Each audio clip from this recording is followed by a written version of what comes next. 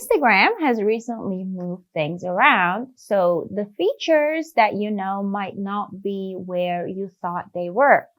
One of these features is saving the photo or video you want to post on your Instagram story.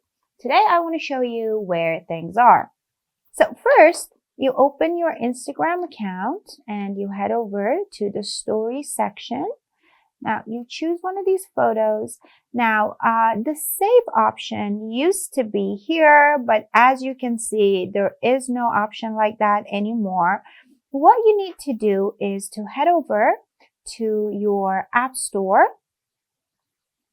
search for Instagram,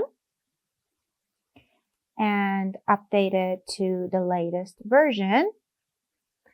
Here, I'm going to update it now. Now, after you have updated your Instagram, you're going to open it and you can just take a photo. And before you upload it on your story, if you want to save it, you need to tap on this arrow button here. And as you can see, there is no save option anymore, but here there is a download option. So you can just download this photo and it's going to save it to your camera roll.